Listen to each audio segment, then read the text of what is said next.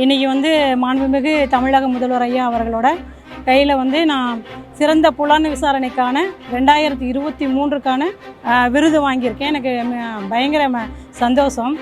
ஏன்னா நான் வந்து சேலம் மாவட்டம் மேட்டூர் டேம் அதில் ரொம்ப ஏழ்மையான குடும்பத்தில் நல்லா படித்து முன்னேறி வந்திருக்கோம்.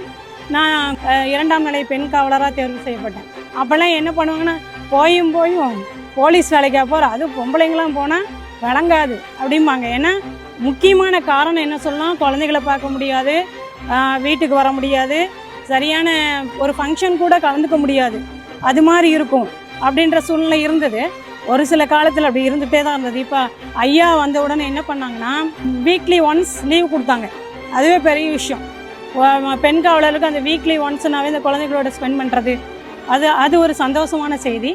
பின்ன இப்போ வந்து நான்லாம் மேரேஜ் ஆனப்போ 3 மாதம்தான் லீவ். எனக்கு குழந்தைக்கு ஃபீட் பண்ணுறது கூட ரொம்ப கஷ்டமாக இருந்தது.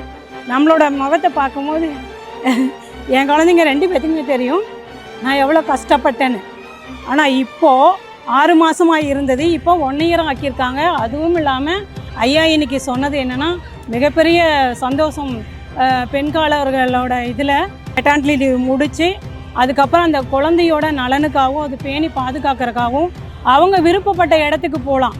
3 வருஷத்துக்கு ட்ரான்ஸ்ஃபர் வாங்கலான்றதை ஐயா சொல்லியிருக்காங்க. அதுவே ரொம்ப ரொம்ப சந்தோஷமான செய்தி. பெண் காவலர்கள் அதிகாரிகள் அனைவரோட சார்பாகவும் என்னுடைய நன்றி ஐயாவுக்கு தெரிவிச்சுக்கிறேன்.